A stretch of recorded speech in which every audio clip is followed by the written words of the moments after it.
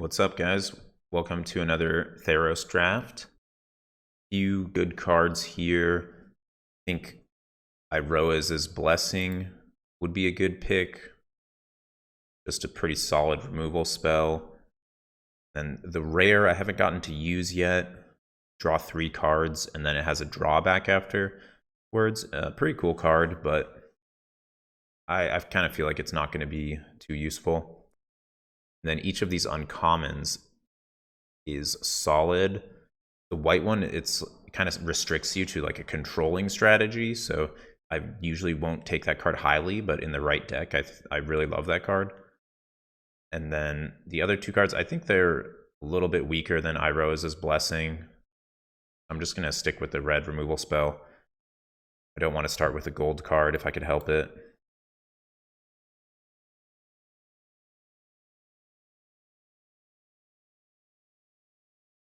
So in this pack, there's a couple average red cards. I think the 2-drop is a little better just because the mana slot is there's a little less competition there. Whereas Dreamstalker Manticore at 3 is competing with a lot of other strong cards. But Gray Merchant is, I feel like, far and away the best card in this pack. It just gives you an effect that you really can't get anywhere else in the set, of just like unblockable damage and life gain, which can be really useful. So just an amazing card, and kind of crazy that this card used to be common, actually. I don't think I played a lot of that set, but I'm sure that this card was really rough to play against when your opponents had multiples. So I haven't played this rare yet, but it doesn't seem great. I don't think you're going to be able to really use all the extra mana it produces. There's not that many good mana sinks in the format. There's no red card, effectively. There are 2 good black cards. Venomous Hierophant is just going to be solid in almost any black deck. The Self-Mill is like really good. And then Devourer of Memory, I guess, is a little bit of a higher upside just because it's a really good 2-drop. But the fact that it would put me into blue, I should probably just take the straight up black card and leave myself more open. And then none of the other cards. I really want to try to stick with the most powerful card I have, which is Gray Merchant, if it's at all possible. So probably have to deviate from black from this pack. Lampad is just like a solid filler card. And then there's a bunch of other pretty solid cards in other colors. For red, I guess Omen of the Forge is going to be a little bit better than Dreamstalker Manticore. So yeah, I think I should just go with red because Omen of the Forge is on par with most of the other cards in this pack, but I want to play red if possible.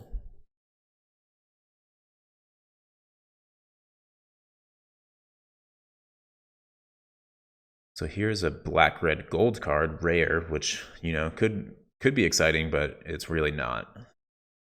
I haven't seen it cast yet, but it seems like the downside is too high to make this card playable. Probably the best card in this pack is Underworld Ragehound, which fits into my colors, so that's nice. Omen of the Dead is kind of nice if I can sacrifice my Gray Merchant, which is pretty easy to do in this format. But red seems to be coming, so I think rather than try to build around my strongest card, I'll just take the color that seems to be open. We'll see how that goes. Heroes of the Revel, I haven't played with a bunch, but it seems on par with a lot of the other 5-drops like Rage Scarred Berserker, or there's a red 5-drop that's a 4/5. I don't think you're going to trigger this heroic +1/+0 too often in red. I guess Iroa's Blessing triggers it. That's nice. So I already have one of those. So it seems good enough to take here.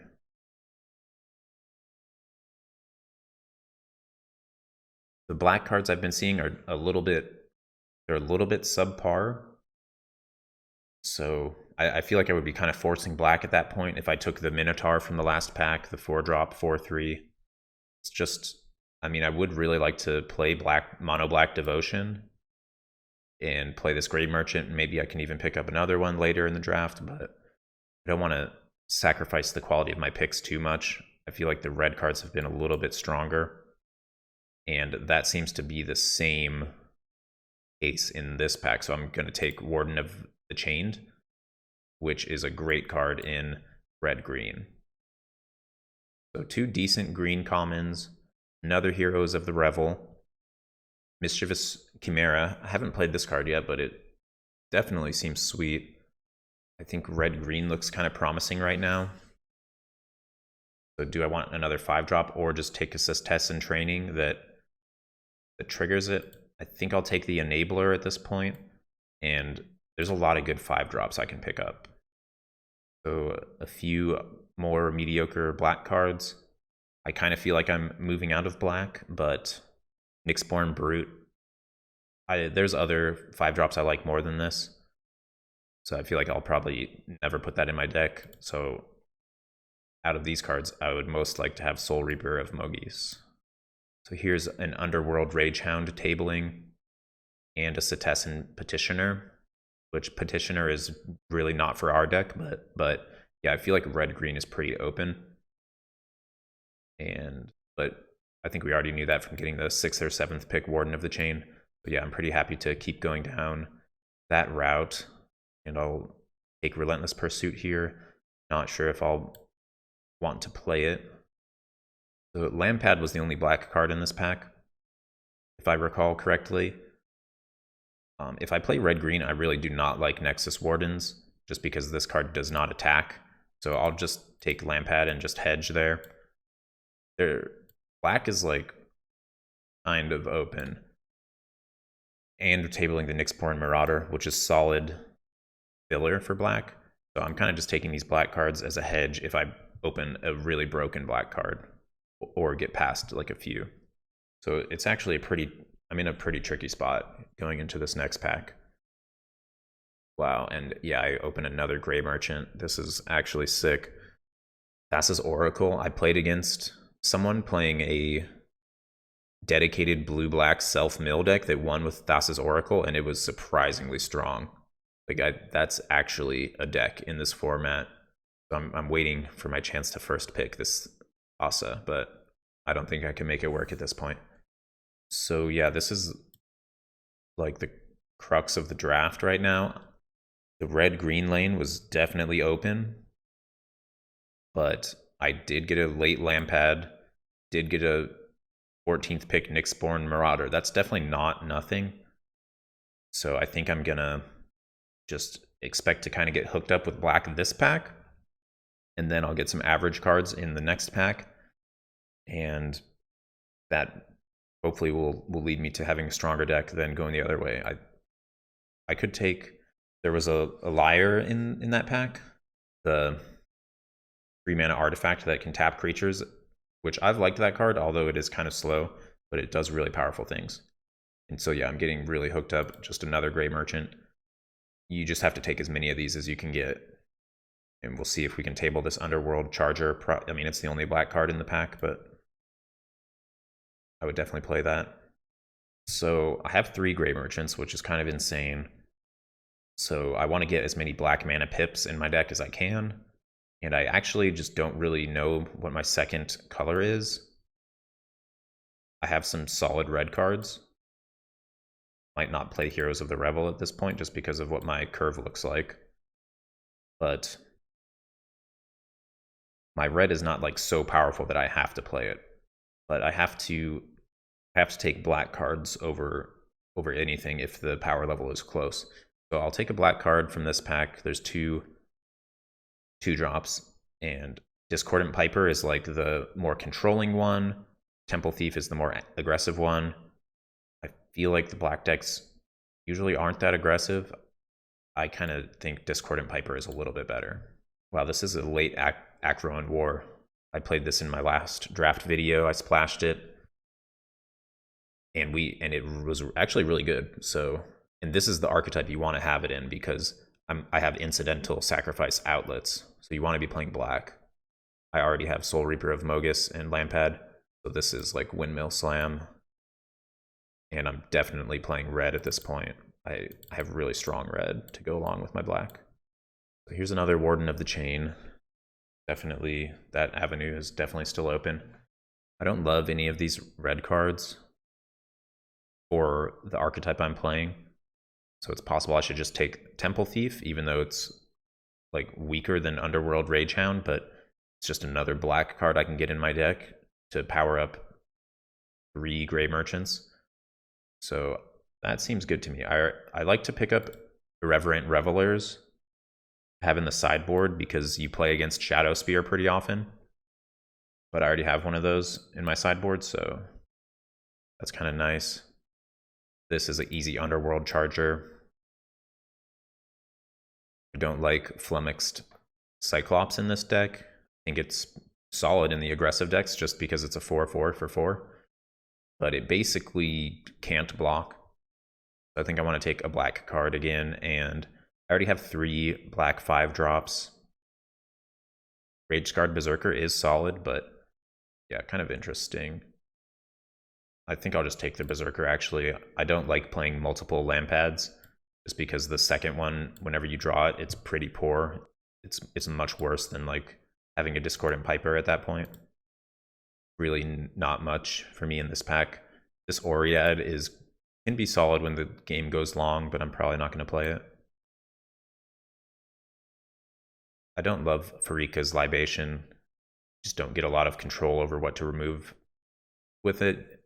A lot of times this card could eat a token or something really weak. So yeah, I'll just take Nyxborn Marauder, which it's one of the few ways in this set to get multiple Devotion pips on one card. Although like it's nothing exciting, obviously.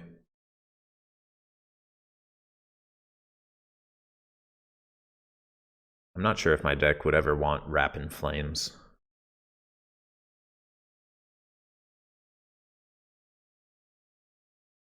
I'll take the Libation here, even though it's not great. I could find a matchup for it.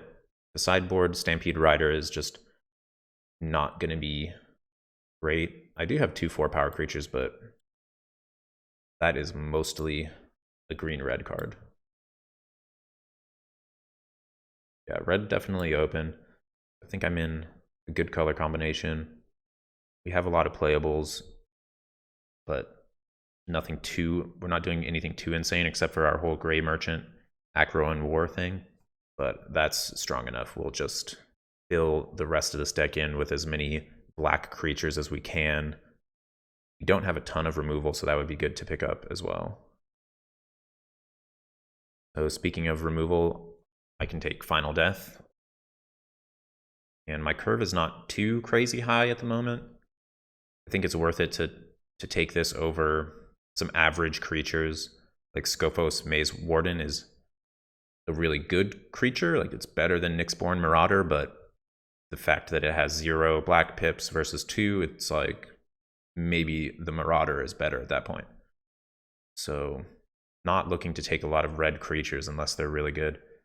And Portent of Betrayal can be solid in this deck, but I don't want to like water down my deck with a bunch of sacrifice outlets just to combo with Portent of Betrayal, because the sack outlets are just not that good by themselves.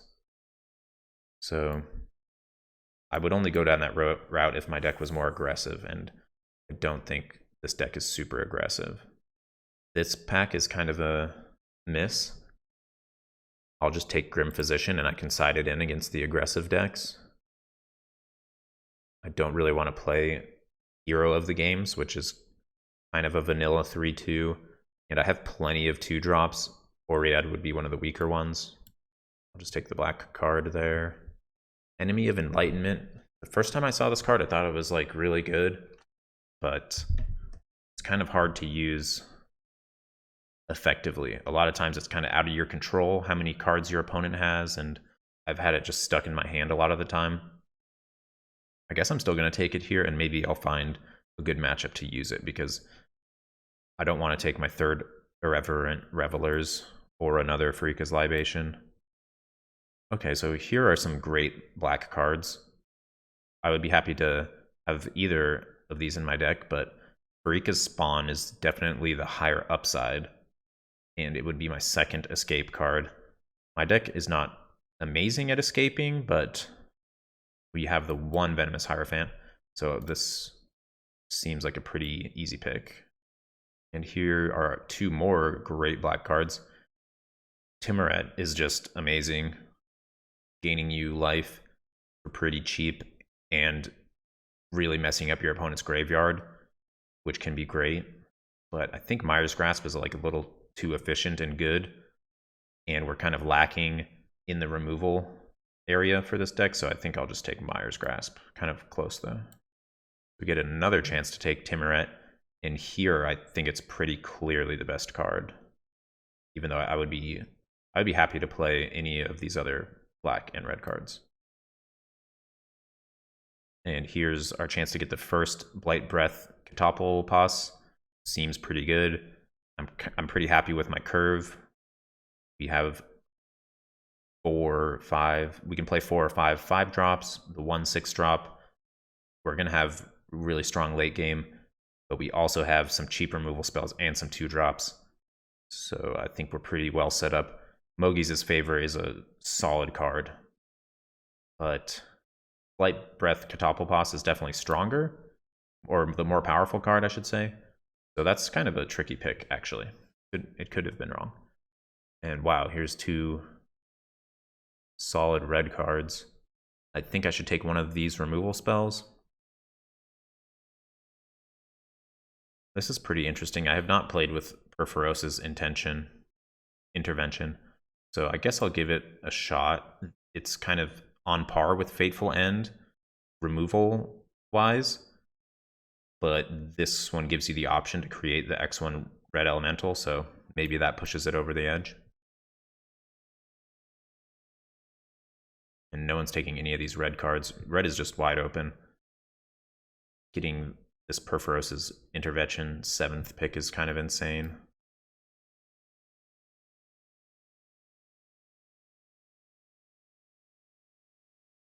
I like Incendiary Oracle. It's definitely better in aggressive decks, but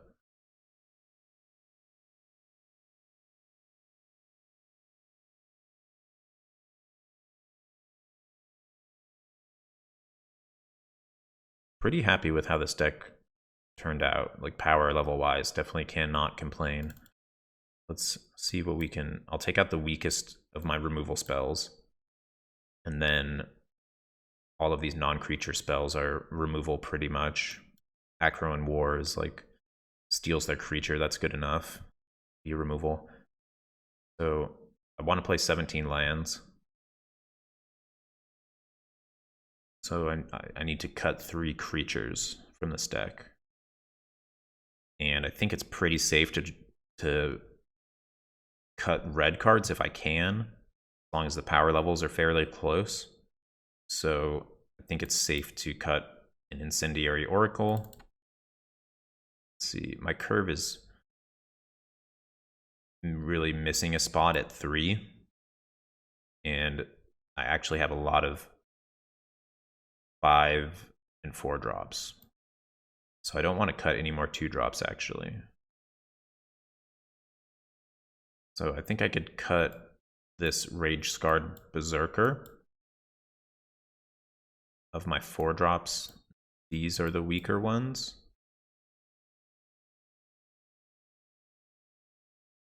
I need to cut 2 cards. Let's cut the Berserker.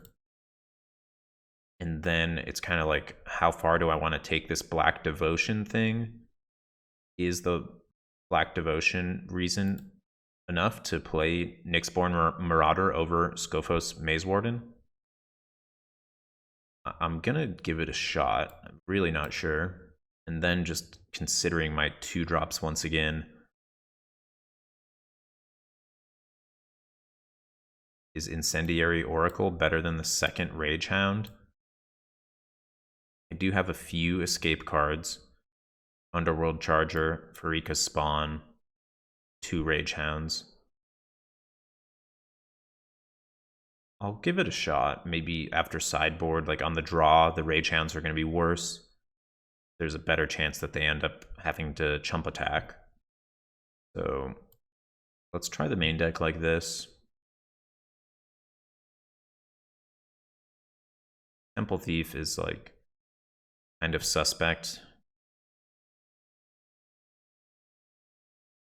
I do have 2 Temple Thieves, kind of just a vanilla black 2/2. Maybe even a Grim Physician is going to be better in some matchups, although the Physician is the less aggressive card.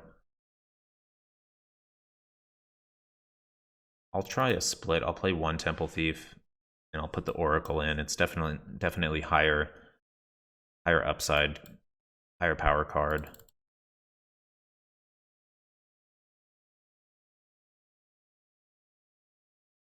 And 7. Is this enough? Black sources.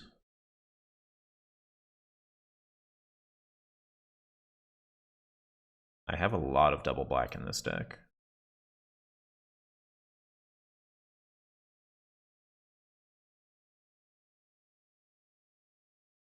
These are my early red plays on the right.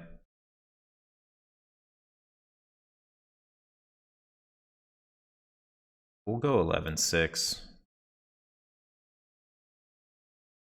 Seems a little bit better. Okay, so we're on the play here for round 1. Definitely mulligan this hand. But wow, look at all those good black cards. What a shame. We'll run this.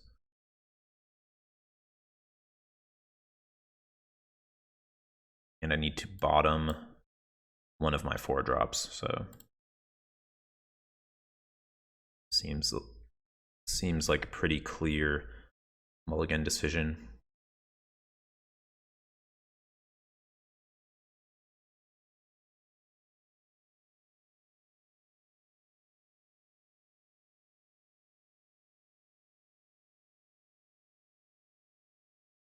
So this deck's kind of interesting. I don't have a ton of experience playing black-red. I've played a lot of more controlling black decks, but I think this deck actually wants to be aggressive and then use the Gray Merchants to deal like the last bit of damage.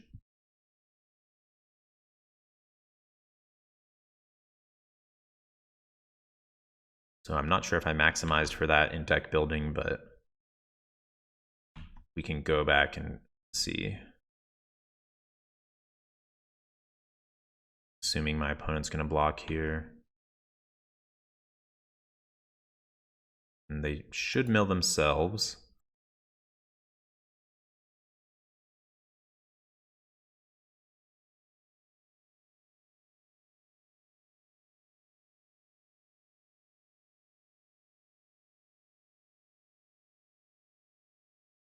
I'll play the creature that can attack for more. Kind of close there.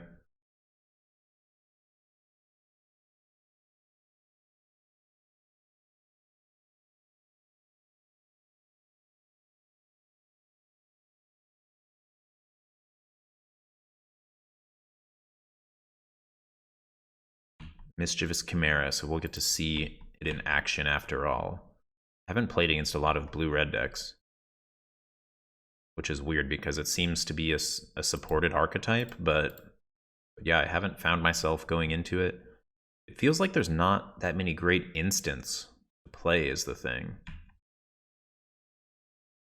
Like the Thirst for Meaning, the card draw spell has been kind of awkward.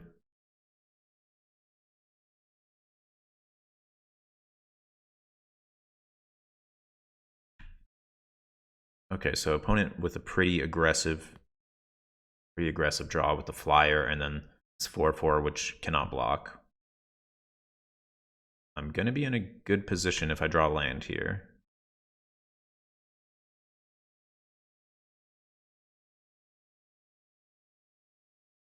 Okay. Still think I'm all right.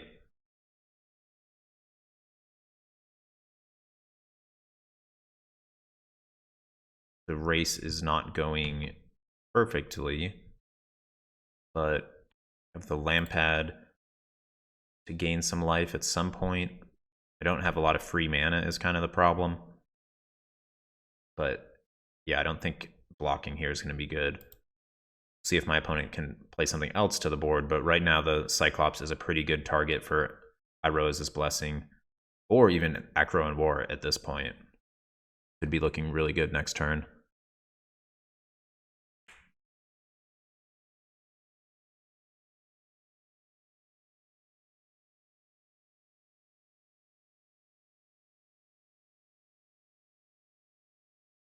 I like how this Cyclops is bugged.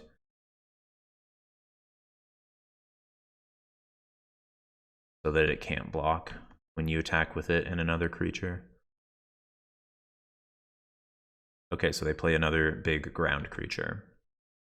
So really going to need to draw a land here. That's awkward. So now I need to start blocking at this point. And I don't really have attacks, so I'm going to just pass.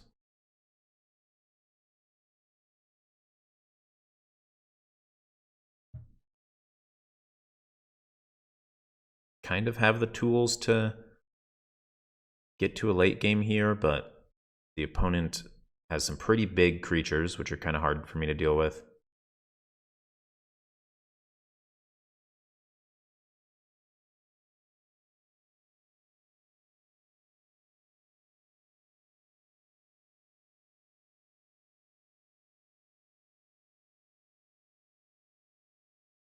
Okay, see if they destroy my land pad.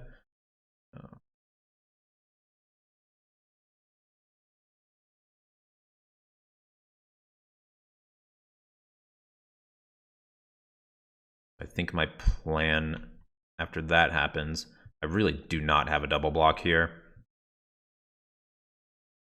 So I'm just going to chump block the biggest creature, which is the Maze Warden. And I'll sacrifice the Piper. And I'm going to get the Goat to block with next turn, so not terrible. I'm going to 14 here. And then I'll go down to 8. Opponent is at 12.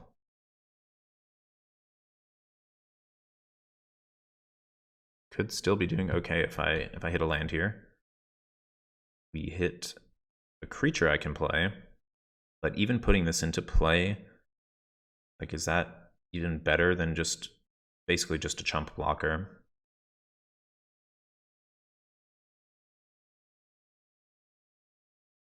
I guess I'll play it.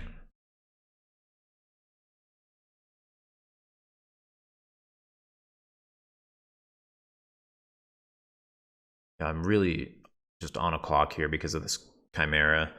I don't exactly have an answer to it.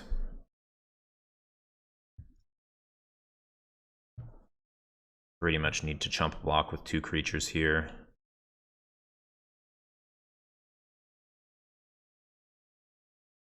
These seem like the worst creatures I have.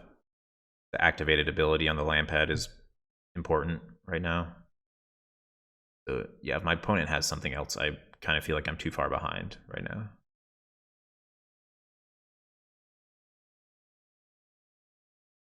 Okay, we hit the land. I am at 6.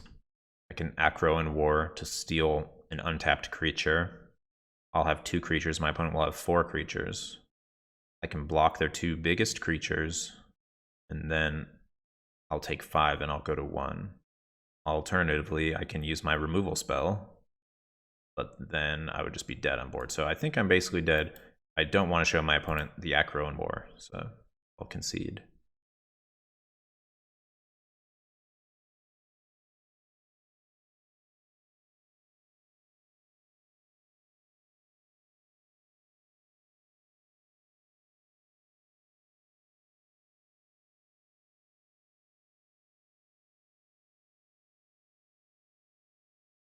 My opponent's deck is pretty aggressive. I think I like how my deck is set up.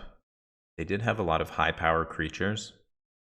So maybe removal, even if it's as weak as Freak as Libation, can be decent because my 2 drops were not doing a good job of stopping what my opponent had.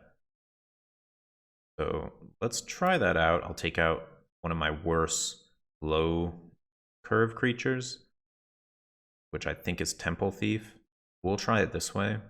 The worst creature my opponent showed me was they had a 2/1 2-drop, but if I can use the Freak as Libation in the mid game, it might be decent. This hand looks pretty good.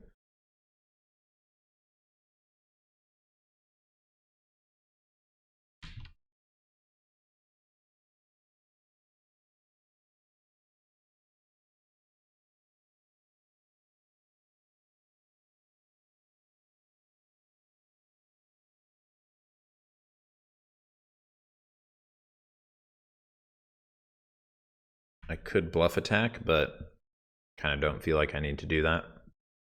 Plus, I'll just block with my Timuret.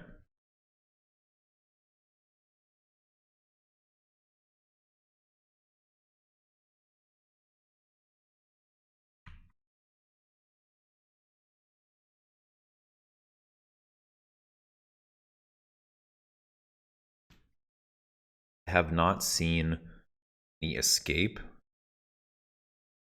from my opponent yet, so I'm not sure how useful my Timuret's activated ability is going to be, but obviously just would like to keep it on the battlefield for my Grey Merchants.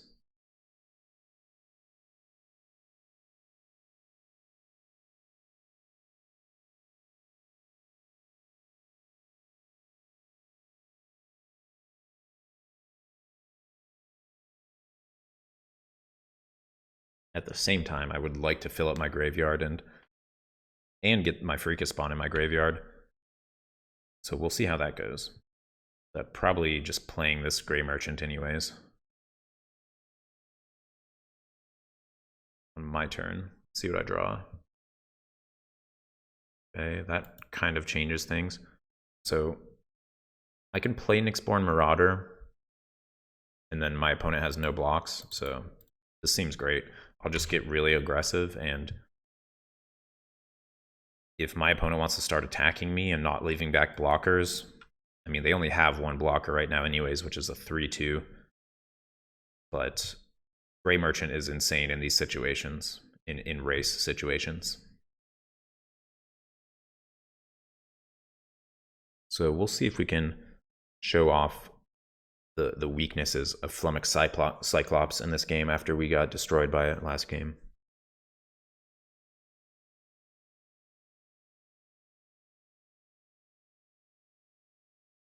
Okay, so opponent is getting really aggressive. I won't block. It looks like my opponent doesn't have removal. They at least don't have Iroa's Blessing. They would cast it pre-combat. So maybe they'll just have another 4-drop like last game. Could be awkward if my opponent leaves up counterspell mana.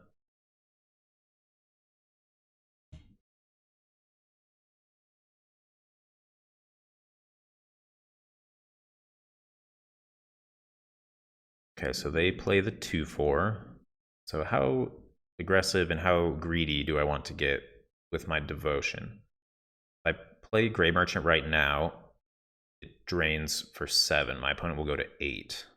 I can attack my opponent. They're going to take 4 from the Marauder, and they're going to take 2 from Timuret. So that'll put them at 2 life. I'll have 4 creatures in play. Or I can play Nyxborn Marauder and just Grey Merchant them next turn. That could leave me a little bit open to some combination of cards killing me on my opponent's turn. My opponent does have Hero of the Games in play after all. So I think I'll just take the safe route here and just play the Grey Merchant. And I don't think my opponent can really do anything with 1 red mana, so I'll play it post-combat.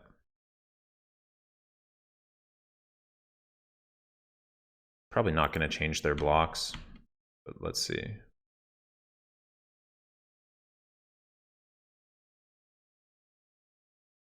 Gonna take the, I guess this is the conservative line. I think it's also just a pretty obvious line. Wow, so they are blocking. Is there some card I'm forgetting? Oh yeah, the Giant Growth, okay. Okay, so got pretty punished there.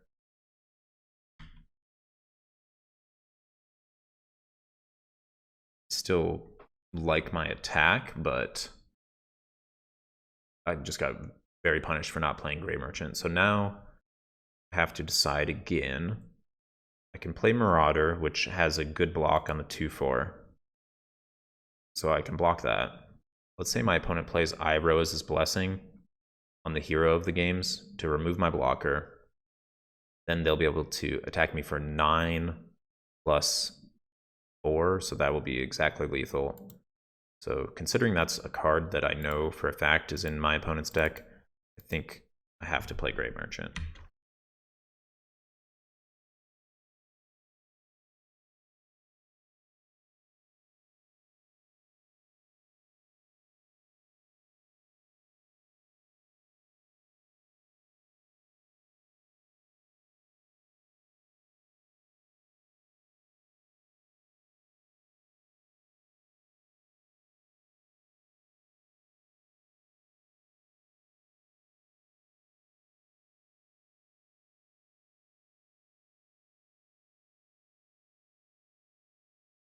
Okay, so I like to see this. It means my opponent doesn't have too much in hand except maybe some more creatures.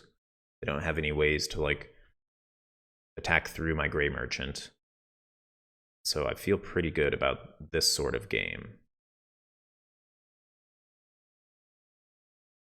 Don't really have good attacks here. Say I attack with everything.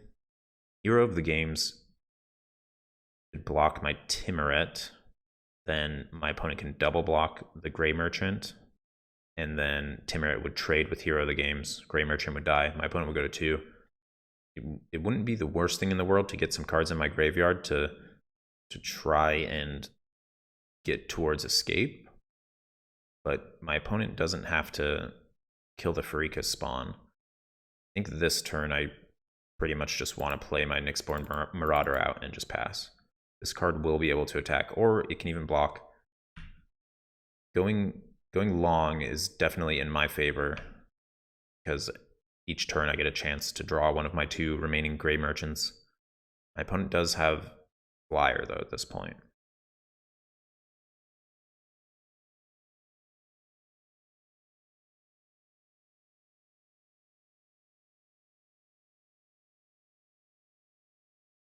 So they're not attacking with the Cyclops, which is kind of surprising considering it can't block. I guess I have a free block with my Timuret. It's kind of nice. I have a good amount of time if I'm just taking 3 each turn. See if my opponent has anything else.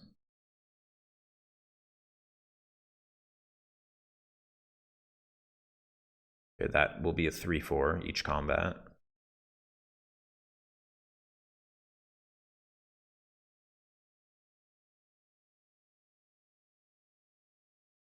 A bit of a standoff here, except my opponent with the Flyer, but I like the cards in my deck.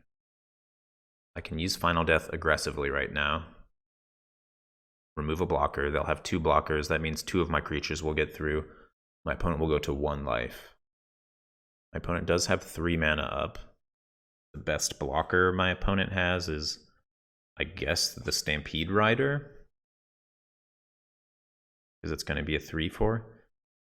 So let's say I Final Death that. Hero of the games blocks Nyxborn Marauder. They trade. Pharika spawn bounces off Dalekos. Opponent goes to 1. I'll have 3 creatures left. Opponent will have also 3 creatures left, one of which cannot block. So that's one of my options, and then my other option is just to remove the Flyer and continue going to the late game. So let's say I use this Final Death. It will leave me with 2 mana open. Say my opponent has like a bounce spell to mess up my combat. Then how good is their attack back? Right now they have 3, 5, 9, 12. Yeah, they're attacking me back is really good. So it seems a little bit too aggressive. I'm just gonna exile the Flyer.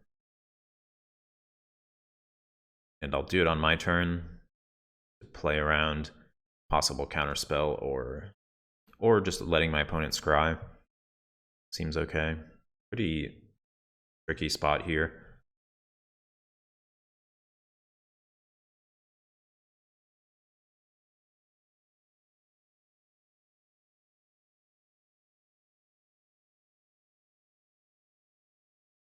Should I attack with my Nyxborn Marauder?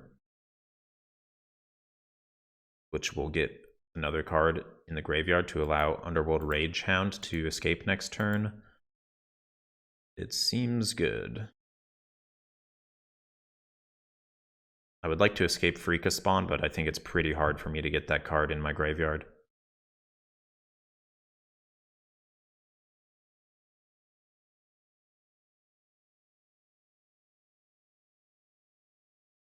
So I let my opponent have a kind of a good block there.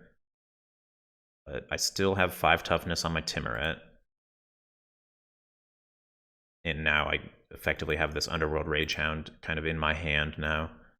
So I think that's going to be good. Another Cyclops.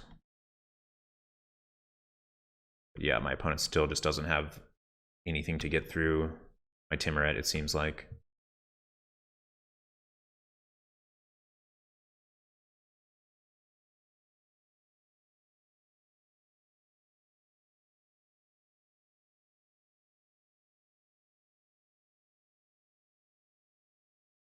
The opponent has a 2/4 and a 3/4 to block with. They're still at 5.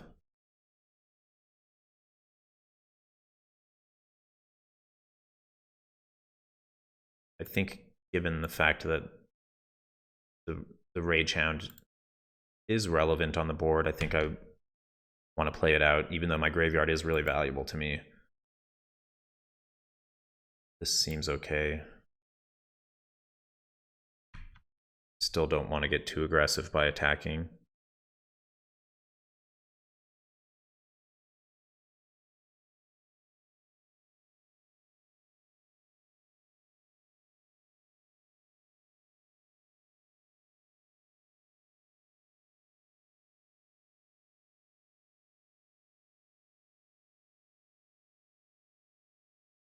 Okay, so that's gonna be good with the Cyclops. That's gonna like force my hand to get a little bit more aggressive.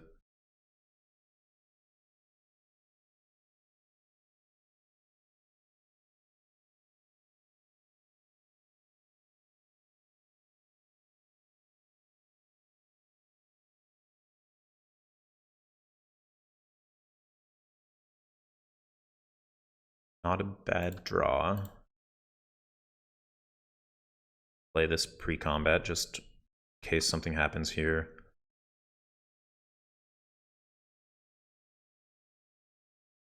So opponent with 0 cards.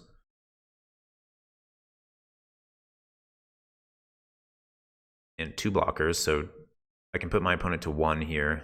And let's see, my Timuret is definitely going to have some fodder. Those cards will trade off this combat. So can I attack with everything? Let's see, one of my opponent's creatures will die. Let's assume it's the 2/4, and then my opponent hit me. I'll go up to 11. Yeah, I think this is a clear spot to hit with everything.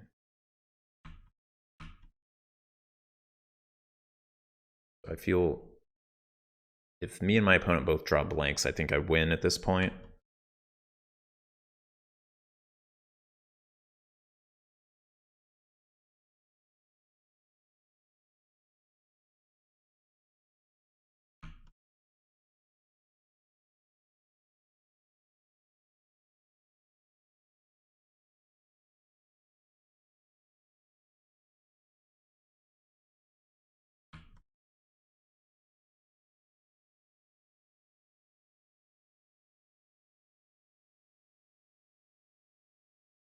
Okay, we got the opponent at 1. They have effectively 1 blocker, so they kind of need to kill me here.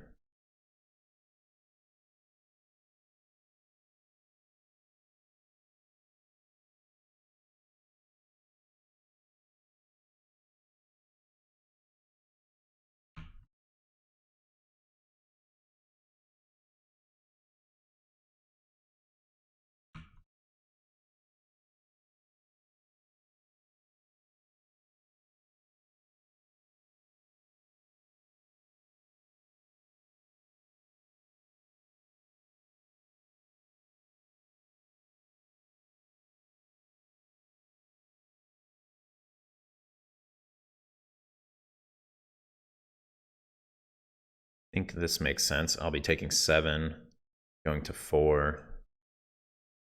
I don't think there's anything that does 4 damage. Something that gives trample.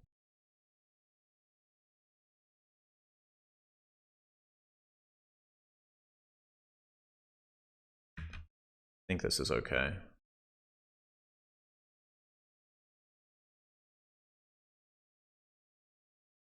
Could have gained another life with Timuret instead of drawing a card. Okay. That's going to be game.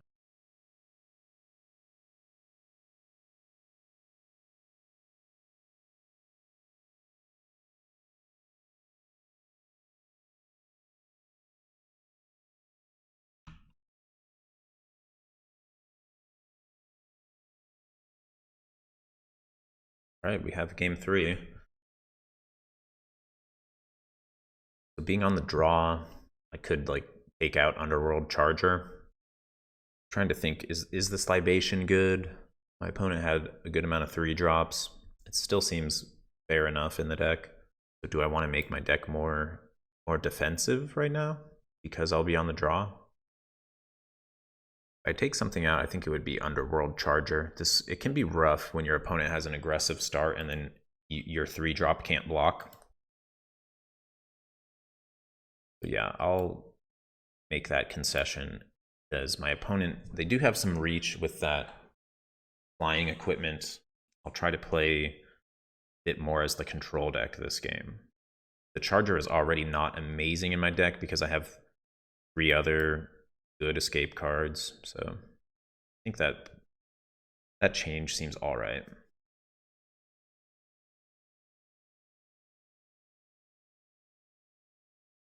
I decided to put the Charger back in. Seems kind of close.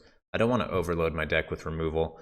My opponent has some dead creatures, like the Cyclops, for example. Like, if I'm being aggressive, then removing the Cyclops kind of doesn't really do anything. So I definitely see some downside to the Libation. So hopefully I have enough blockers and removal that I can still include the Charger.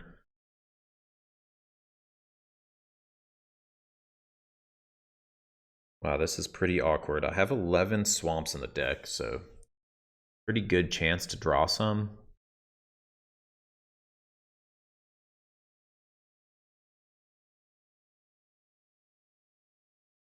It's also just pretty dangerous if I just draw black cards, which my deck is filled with black cards. I'm gonna mulligan. The fact that I have so many double black cards.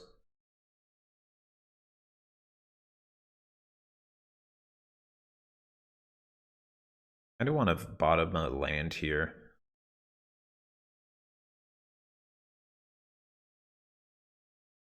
Don't want to bottom anything else. I think even stalling on 2 is not going to be the end of the world. Stalling on 3 can be okay. It's kind of that was a little bit aggressive, but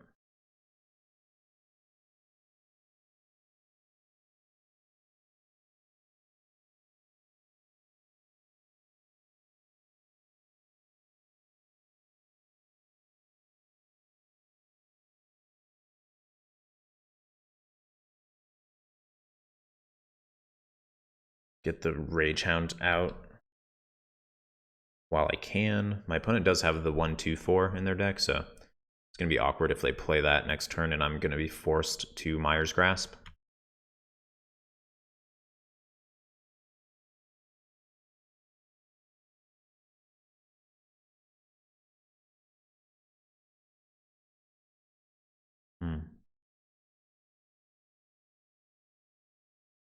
So I can get aggressive and try to remove this Oriad, or I can just trade. I think trading seems okay.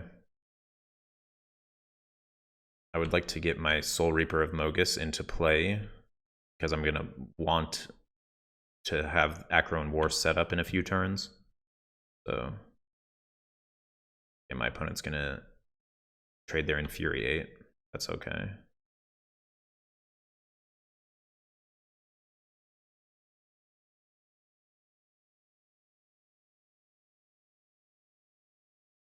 still, yeah, I don't think I need to use my Myers Grasp on the 1/3.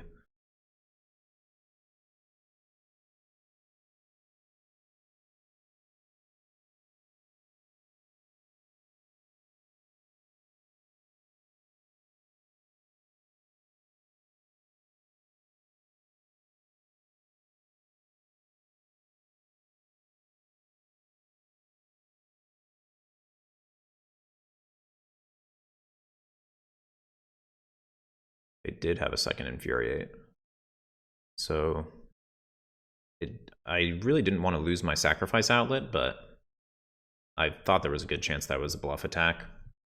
And now I have 2 cards in my graveyard for my Freakus spawn, so really not the worst thing in the world.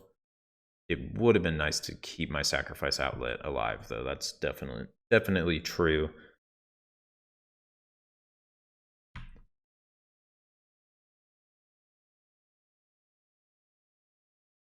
Acro and War not looking amazing right now. It's because my opponent's creatures have high toughness. But I can draw into things.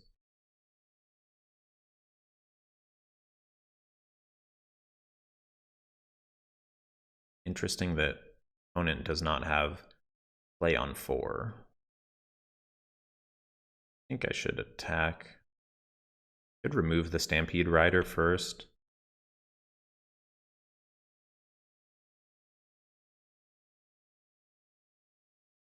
My opponent wants to somehow kill this spawn, though. That's actually great. I kind of doubt they're going to do that.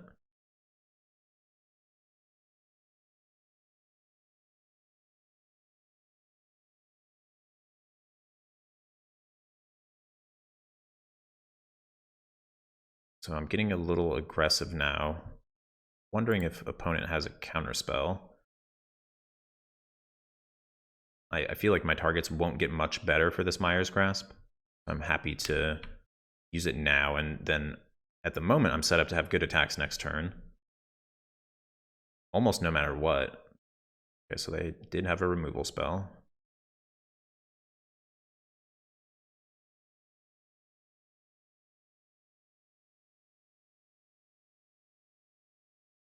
And there's a 7/3.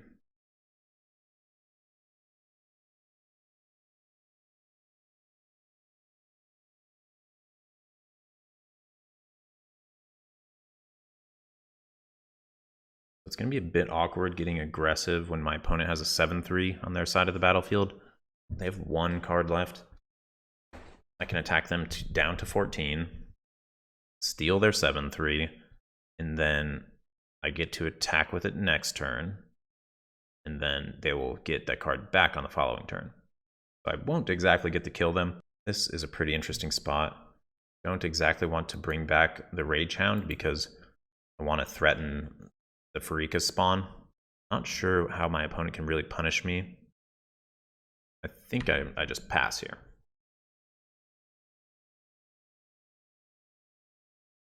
Maybe it's worth it to just use the Acro and War on the 1/3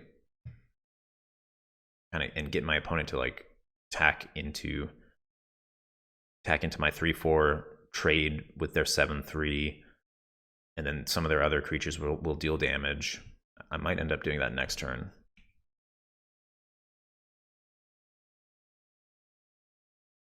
It's going to be good if I can draw my other Sacrifice Outlet, Underworld Charger.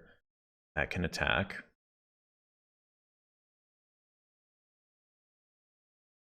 Usually the Acro and War just gets better and better as the game goes on, so I think this seems okay.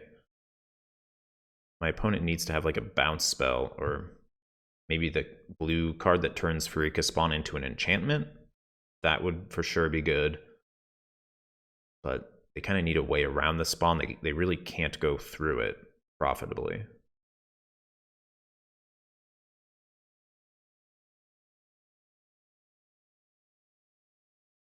This seems like a good turn to use the Acro and War, a value play.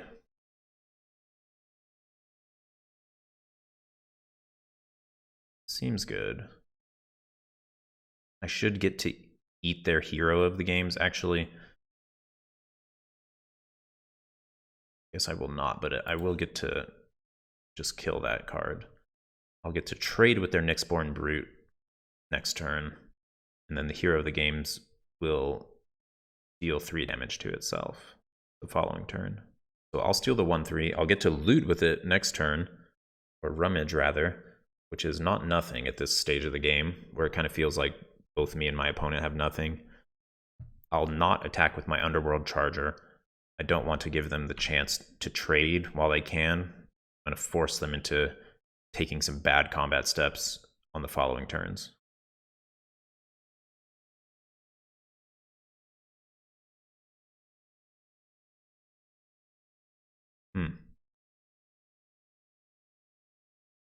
That's fine. So I should see my opponent scry to the bottom.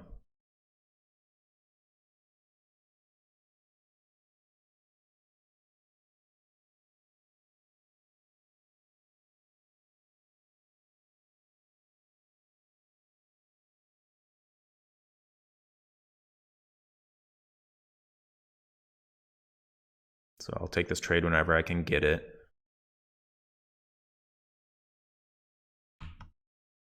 Their hero of the games is basically dead on the board. Underworld Charger takes 3 cards to escape.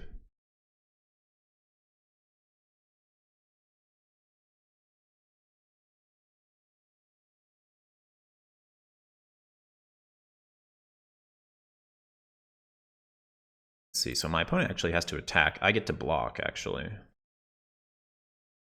which is really good. Yeah, I think I just want to get the 5/5.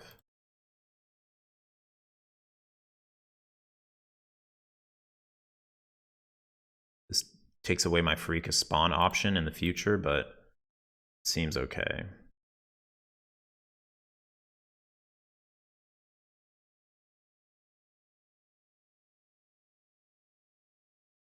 The Acheron War is going to go to my graveyard. That'll be 2.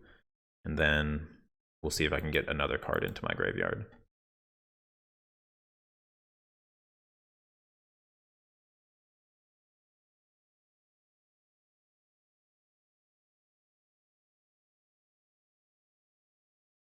Okay, so they'll get a little bit of damage through.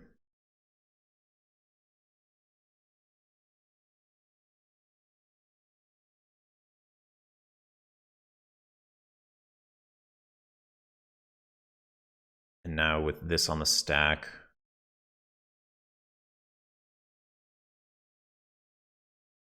I'm not going to use the ability. It would be too awkward if I drew a non-land 4-drop.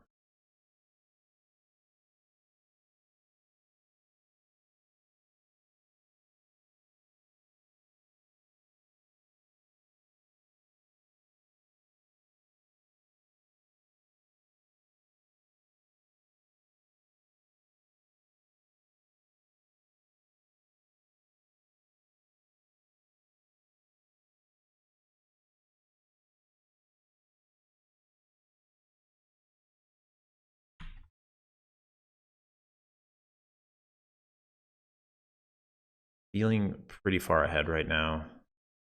My opponent does get to keep rummaging, so they'll be able to find spells, but some of their spells are going to be ineffective. Like the Cyclops is going to be very ineffective. This card works. It stops my Marauder.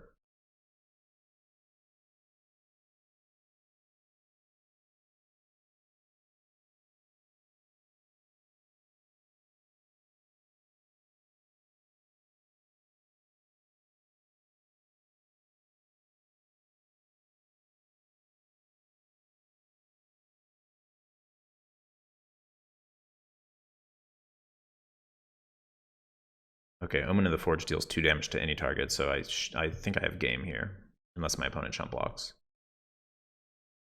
Okay.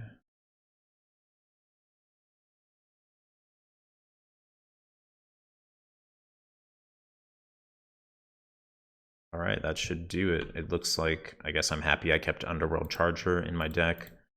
I think I was kind of far ahead of this game anyways. I could have used one of my other escape creatures, but close match. Okay, round 2 on the draw. This hand looks good. I don't need to cast these red spells for a while anyway, so it's fine.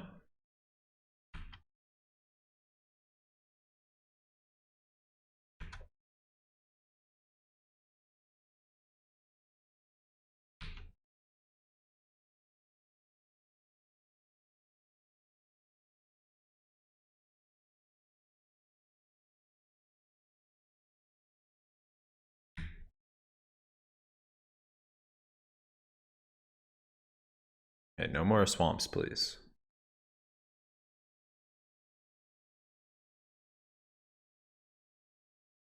Opponent off to a pretty slow start.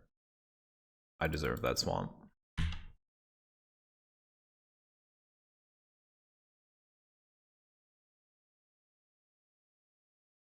Interesting.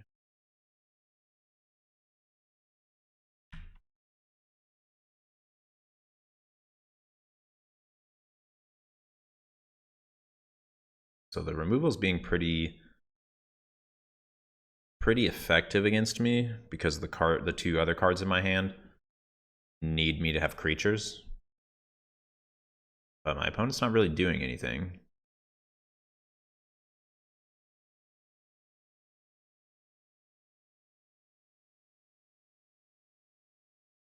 These have been very rough draw steps.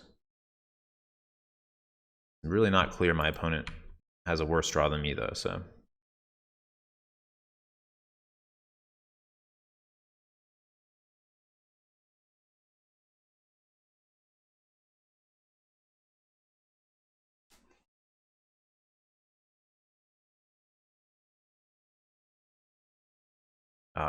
It's a shame that they... okay. What is Acro War going to do?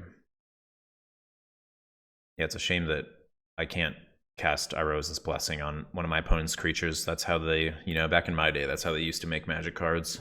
Just put an aura on whatever you want. But I could use this Acro War at some point to kill some of my opponent's creatures. I think I have enough life where I can wait at least one more turn, let them commit some more creatures to the battlefield.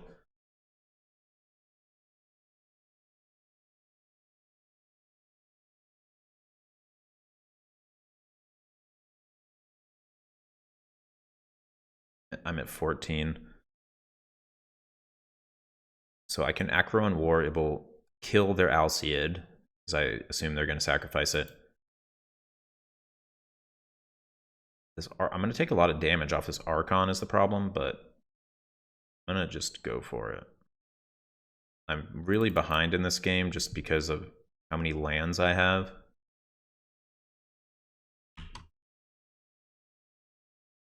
So it's important for me to not let my opponent get value off this Archon. So one way I can do that is by killing it while I have no creatures in play, and then they can't use Dreadful Apathy. But I'm going to have to take 8 damage.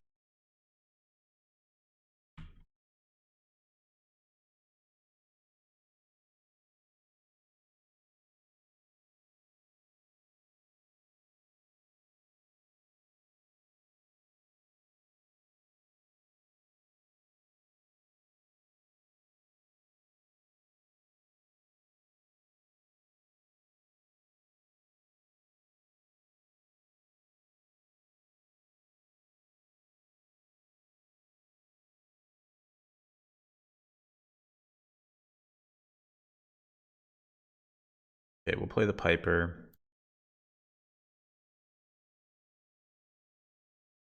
Just to trade. Seems okay. Not gonna use any of my removal. At the moment, all my opponent's creatures are gonna die.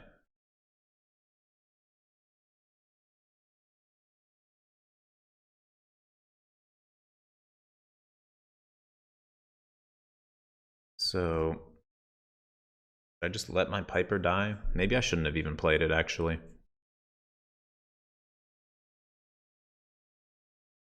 I'm kind of just gaining 1 life with it.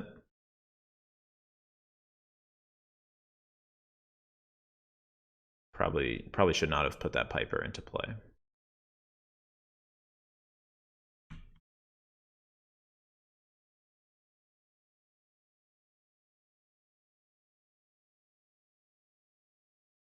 Okay.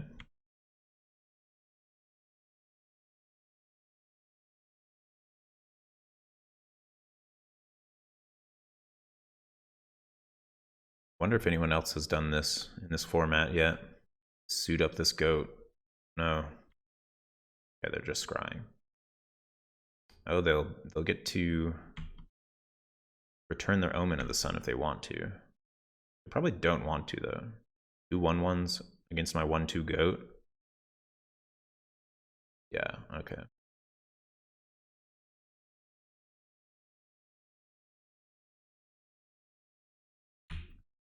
I keep playing my lands. Probably doesn't matter at this point.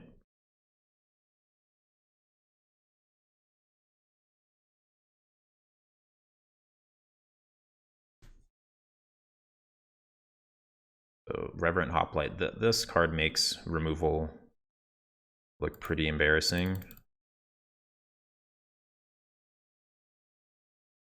So my opponent can have this Flicker of Fate again. That might be a card they have, but they can also draw into it later. So yeah, I'm just going to try to kill the Hoplite now.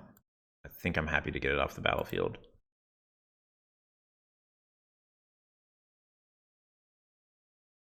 And it's probably going to take a pretty special combination of cards for me to get back in this. And yeah, I'm just dead. So good to know they have those 2 auras and Flicker of Fate.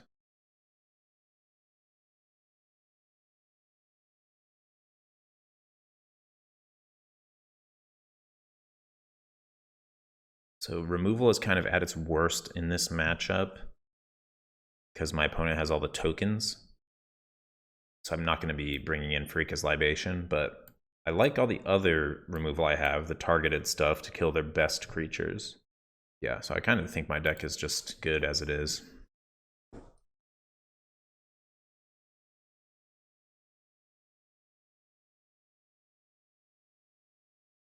Okay, let's see if we can have a little more of a game here.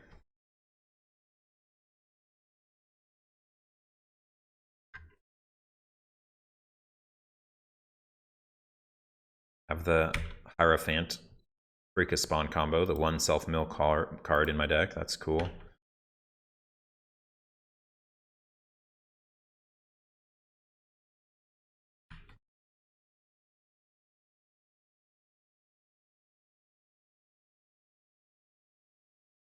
My opponent does have those two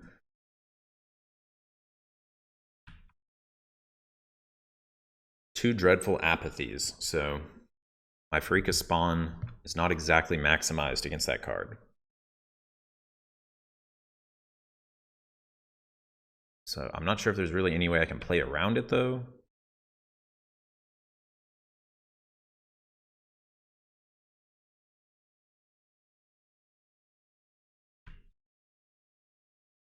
Yeah, it's kind of just like if they have it, they have it.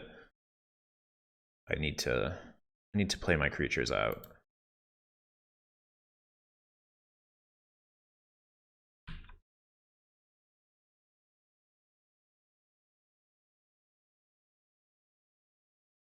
This seems fine.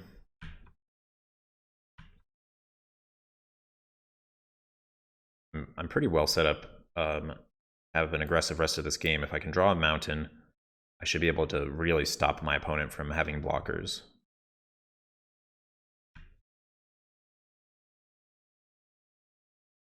So that's something I could have seen coming. You know, my opponent has 2 auras, but I'm still fine here. I just have the final death.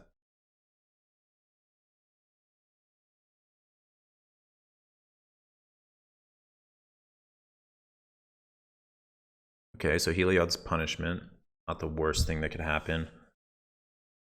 I think I just don't get cute here, and I just final death.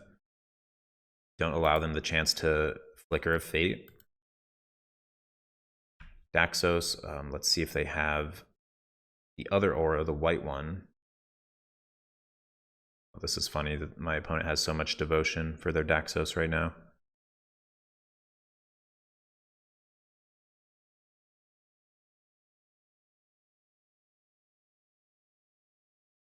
And I think I just have to pass here.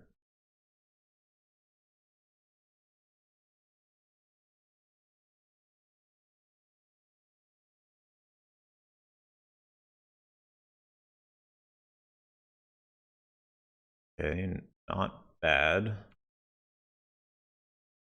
5 devotion.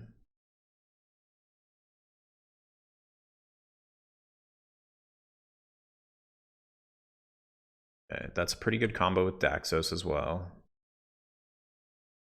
But we'll see if my opponent has a way to really get value off of all of those soldiers.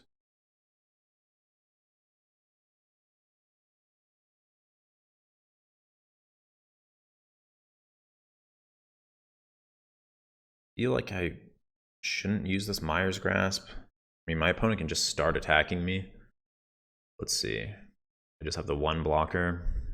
This is pretty awkward. Heliod's Punishment goes away next turn. So my opponent's going to need to play a white devotion spell to keep their Daxos alive from my Myers Grasp. Am I far ahead in this game? Kind of.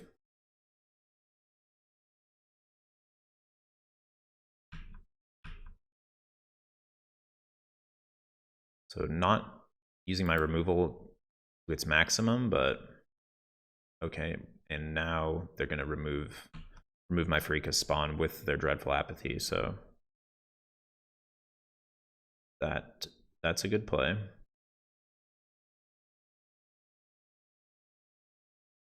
They did lose their Daxos, so I'm feeling pretty good now. Acro and War is going to absolutely destroy what my opponent's doing. Just need to like not die to a Phalanx Tactics or something like that.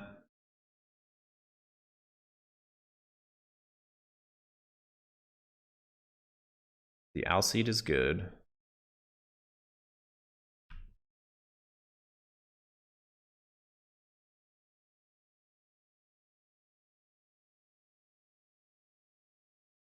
The opponent's going to gain some life because it's going to take me a while to remove this Pegasus. I'm probably going to be running the same play, which is Acro and War stealing Alcide. Okay, that was a solid draw.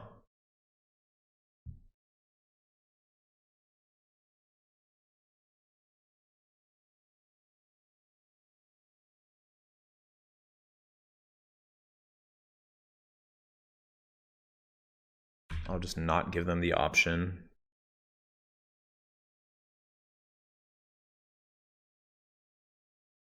Oh.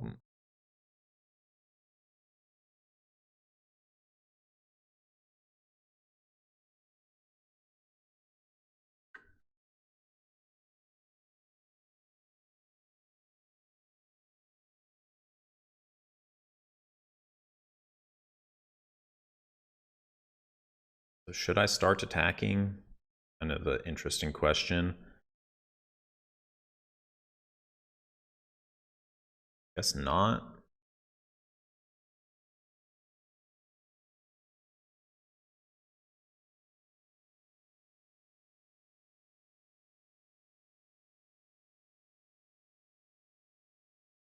I was thinking of sacrificing the Underworld Charger in my main phase.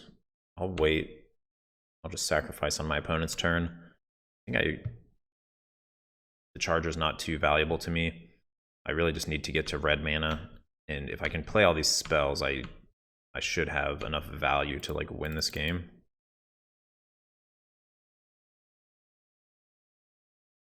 Gray Merchant looks really good. So what's my first move? I think I want to Acro and War as soon as possible. And I have access to Soul Reaper Mogus right off the bat, so this is actually great.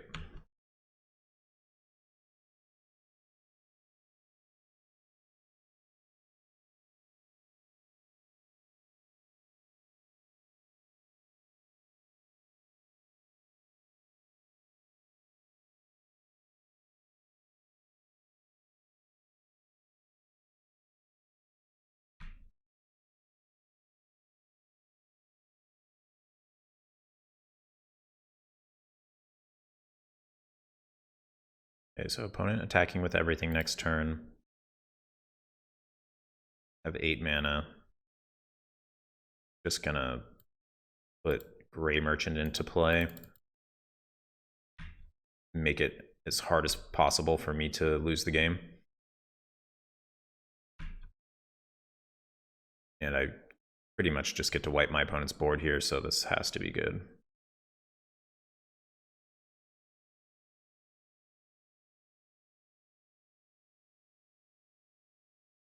I wonder if I even want to block with all of these. Like, is it possible I can lose to Phalanx Tactics here? I'll just take the damage from the rest of them.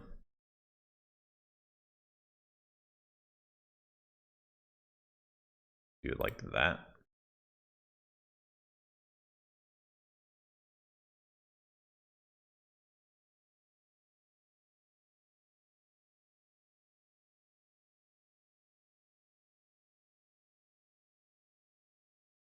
They did have the Phalanx Tactics.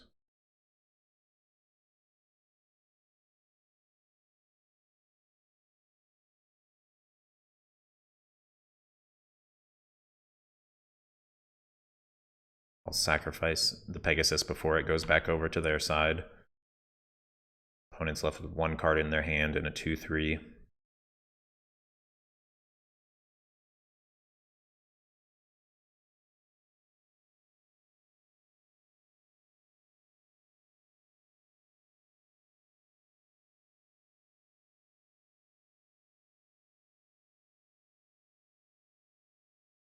So I wanted to use the removal there just so that my opponent's auras are bad draws.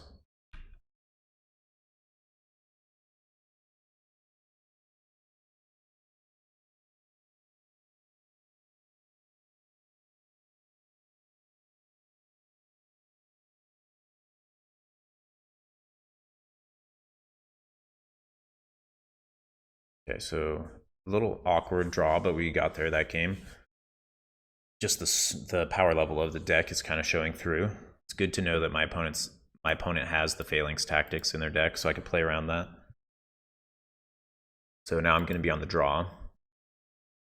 Still kind of the weakest card in the deck is Underworld Charger.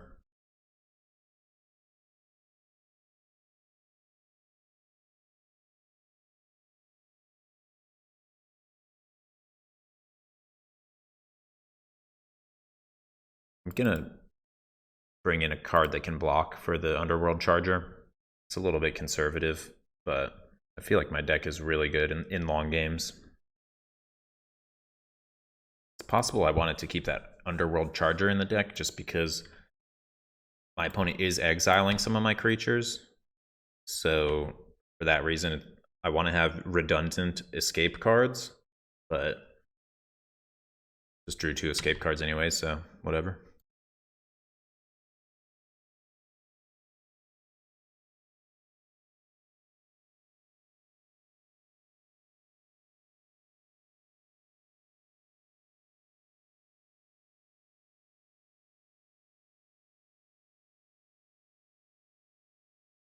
It would be good to use this Omen at instant speed to like blow out my opponent's aura, but not sure if I'm going to get that chance.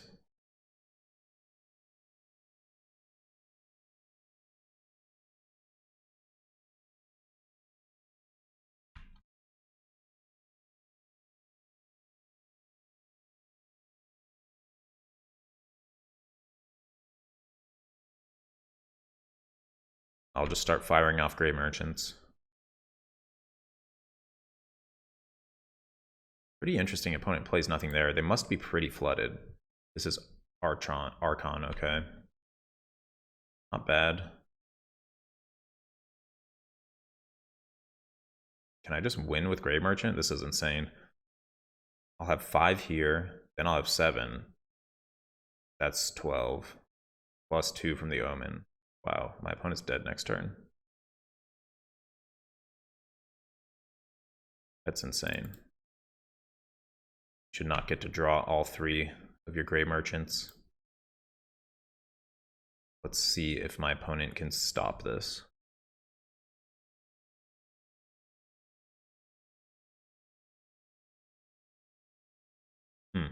They're attacking. It's interesting.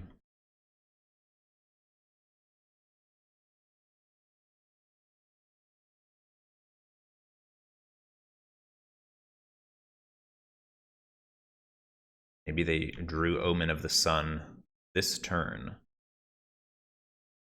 Because I know they didn't have it earlier.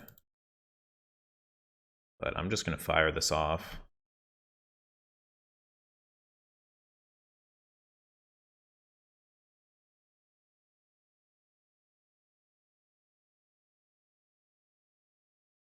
Okay, that was easy. Wow.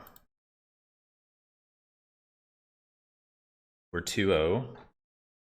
This is the last round. Let's see if we can finally get a trophy. I'm trying to get this 8th trophy for a while.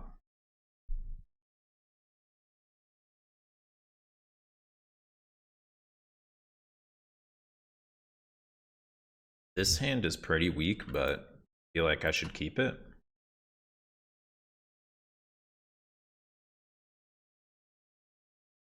Just like low card quality. These cards are definitely all like the lower half power level of my deck, but I'm not sure if that means I can mulligan.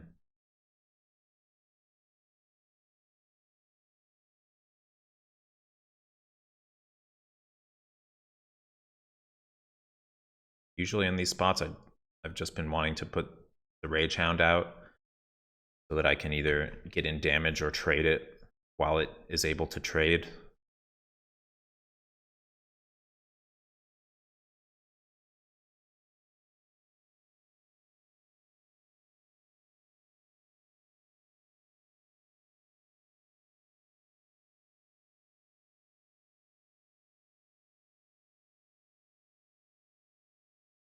I feel like I should take this trade.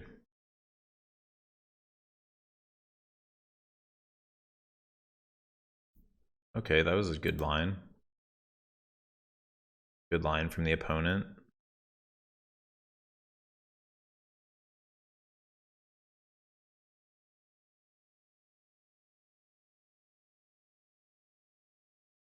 Still think I'm happy to get Devourer of Memory off the board.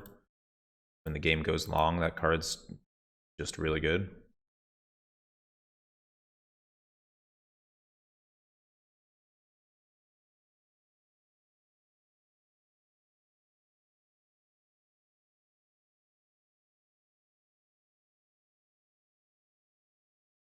Well, this card is fun. The top pile will be presented face up. So this is what you want to see when your opponent casts Atris. You want to get 2 lands and a spell, and then pretty much just put the spell on top. Then the opponent's going to take the 2 lands. So we'll see if they're able to put those to good use.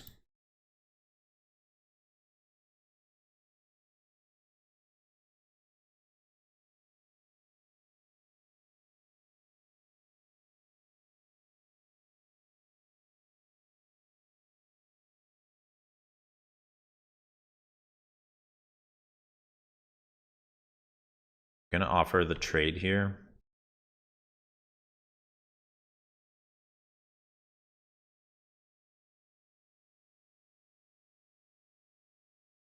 I'm going to wait on the Omen of the Forge.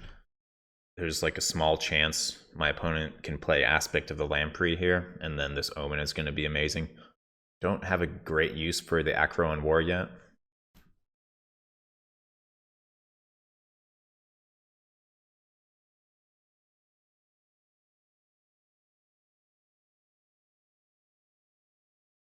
So my opponent has a lot of graveyard fuel for their Mogi's favor.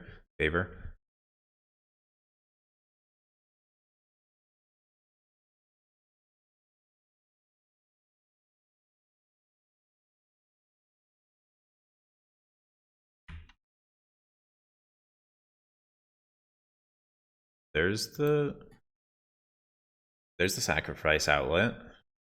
So that's going to make my Acro and War better. I'll offer this trade.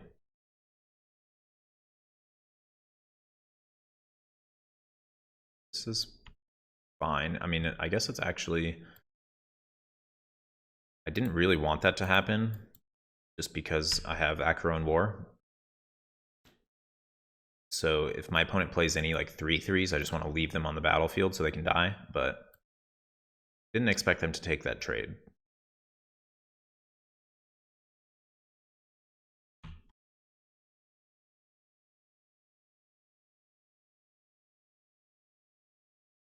I'll have... This is a great window to use the Acheron War.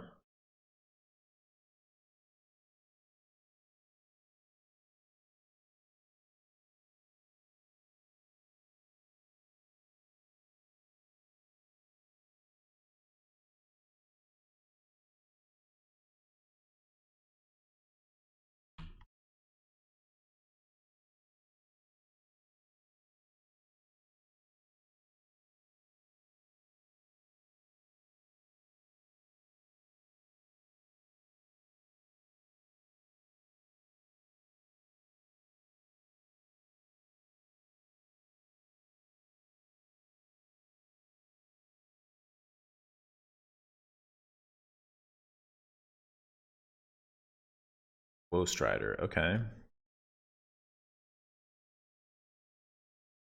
That's gonna get to come back later, because my opponent has a pretty full graveyard, but currently everything is still dying to the Acheron War, except for their goat. They're gonna keep getting to peck in for 2.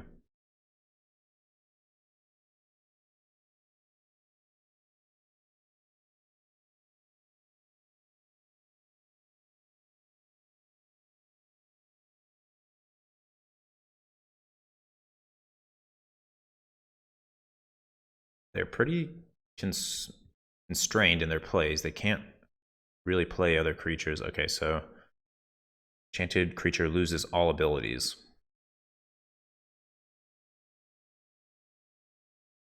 So I'll have to sacrifice their 5/4 now.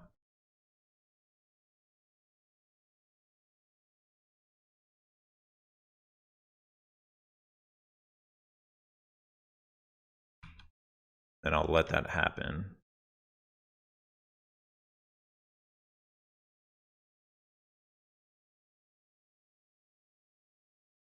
Opponent must attack next turn.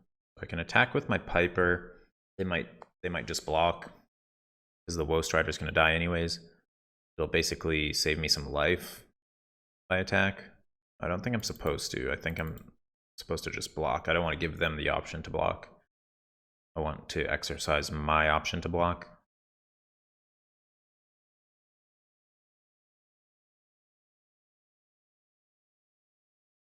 Just because I know that they're attacking. It's kind of interesting when your opponents are forced to attack. It's kind of like getting a combat step in reverse.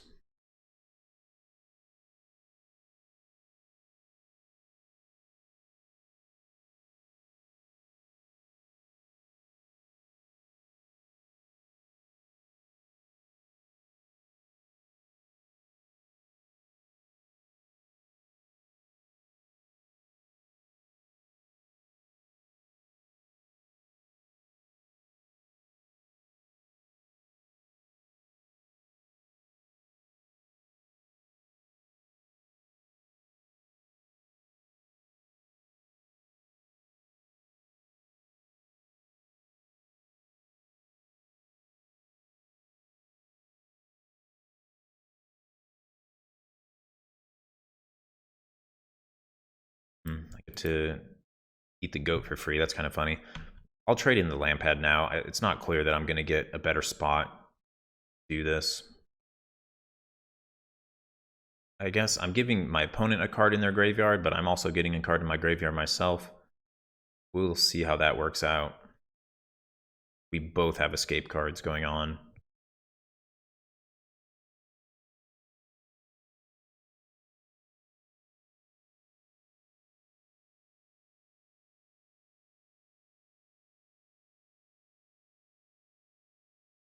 What's happened?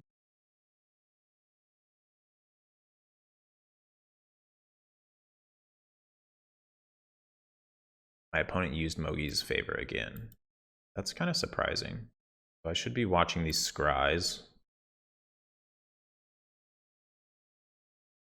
Kind of surprising that my opponent wanted to exile 2 cards from their graveyard to get rid of my goat. That might be a sign my opponent has Pharika's Libation in hand. We'll see. I think I'm going to play Underworld Charger this turn. It's a little more mana efficient and it attacks slightly better.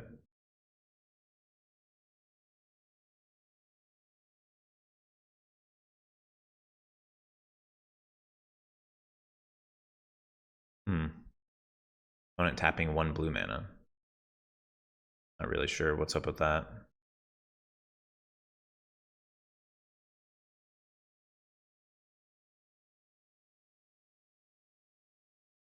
But we will just stick to the plan.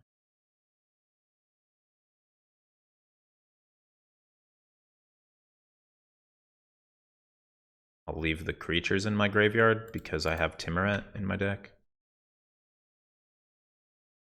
Wow, so they did have Stern Dismissal. Okay. So I could have played around that by casting my Nyxborn Marauder instead of my Underworld Charger. Now I have this Charger that no more has the counters on it.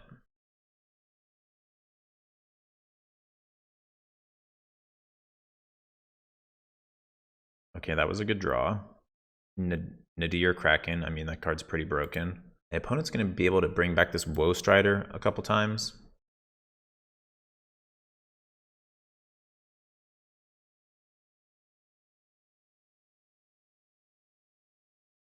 Definitely going to Mire's Grasp here. And then I guess I should use my removal spell on the Hierophant.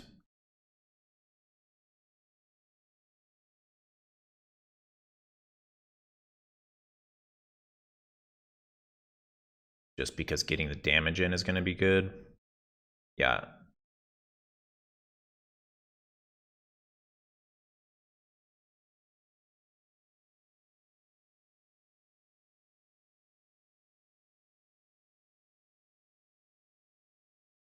I need to remember that I have 3 Grey Merchants in my deck, and so even just doing a little bit of damage could end up being the difference in this game. Now this Hierophant's going to attack through my opponent's 5/4 just the same as it will trade with the 3/3. But we're probably going to get into a standoff for a while here. I don't want to just keep trading with the Woe Strider. Another Devourer, so that's going to kill me pretty quickly. Wow.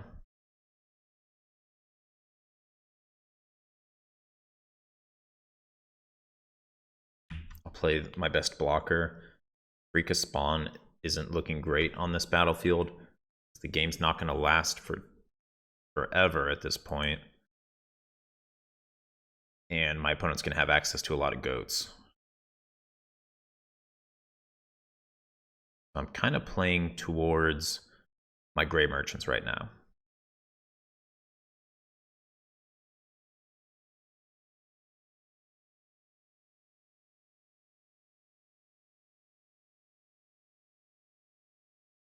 Taking 4 here.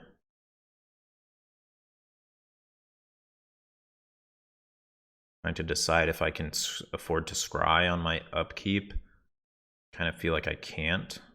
6 lands. Yeah, I think I need to just draw. Okay, I can put 2 cards into play. I think I'll put Pharika Spawn into play and Scry. That seems better. I'm not going to attack. One good thing I can do in this game is just bunch up my opponent's resources. Like, if I attack, trade for their Woe Strider, then I allow them to utilize their mana this turn. Although, I guess they are going to be tying up their mana, activating their Devourer of Memory, so maybe I should have attacked. They only need to activate it once, though, because I'm at 6. So I do need to draw removal or Gray Merchant.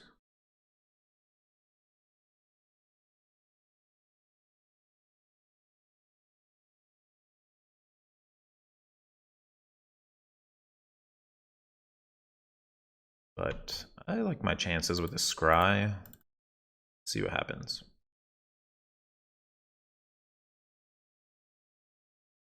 Neither of these will do it, so let's see what's on the top of our deck. Close game. Yeah, I think we're just dead now. Opponent at 8. They have 2 blockers. Yeah, I cannot do anything against this.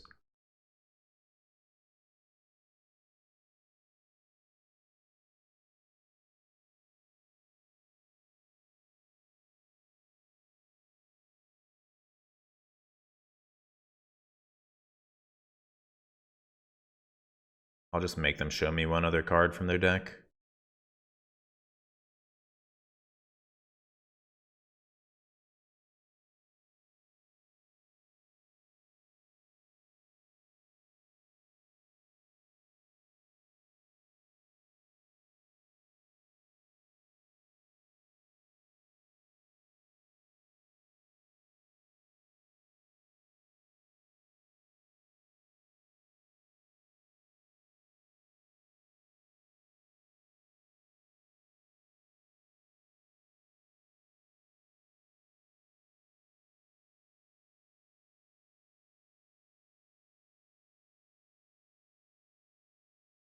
So seeing the power of Devourer of Memory there. Really, really good late game card.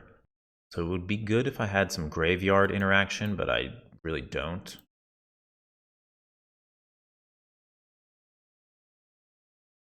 My opponent's deck is pretty grindy.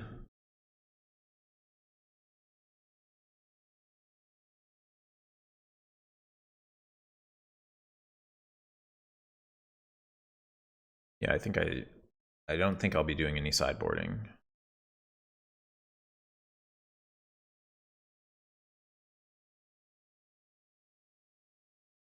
This hand seems okay. It's a bit aggressive. We'll see how fast my opponent's draw is. I might be able to use this removal aggressively.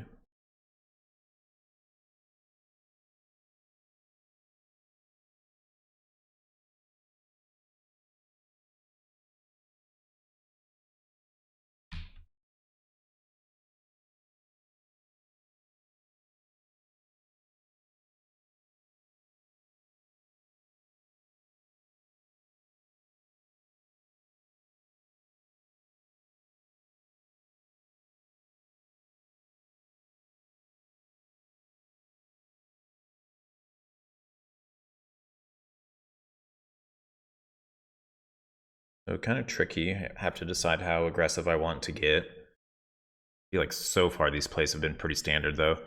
I can use Omen to take out a Death Toucher, which trades for all of my creatures. That seems like a no-brainer.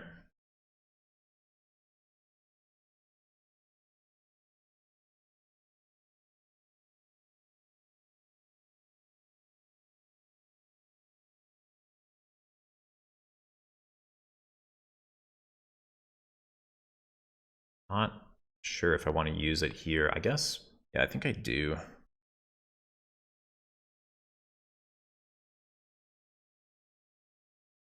My opponent's deck is not filled with spectacular creatures.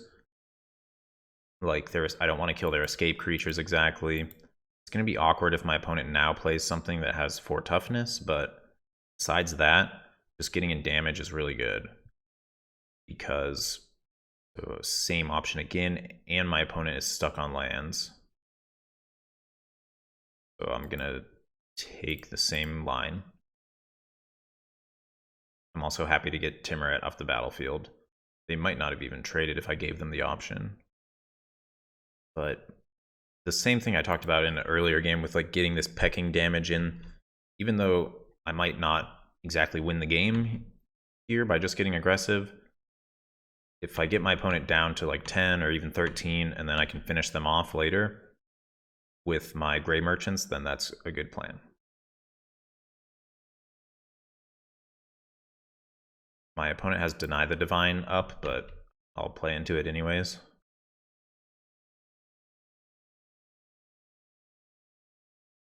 There's one of the Gray Merchants. Seems like my opponent's just mana screwed. They would have used the counter if they had it.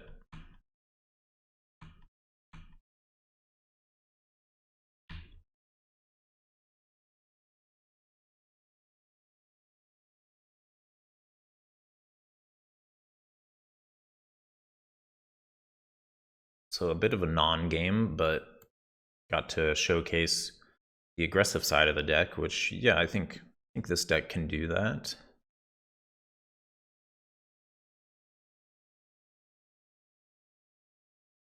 Okay, I'm going to keep. We're going to need to draw lands, but we've saw the power before of multiple Gray Merchants. See if we can do it again.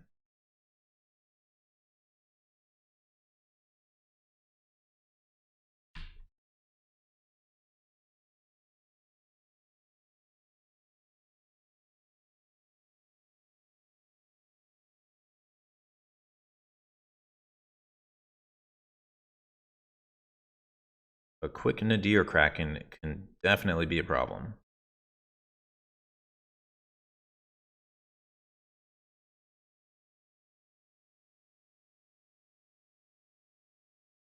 I don't hit my land to be able to remove it next turn. Gonna get real dicey. Although I have the Final Death, I'll be able to remove the Kraken at some point. And the 1/1s, they might not matter that much.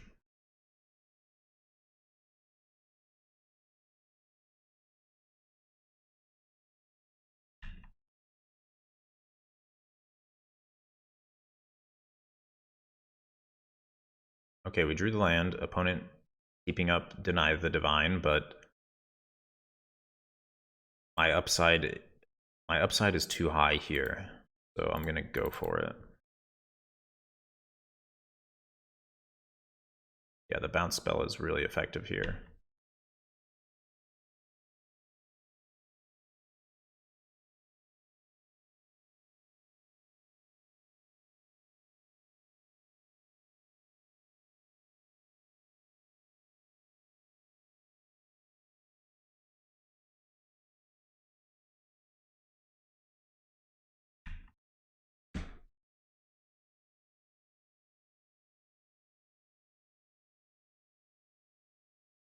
So, pretty awkward spot on that last turn.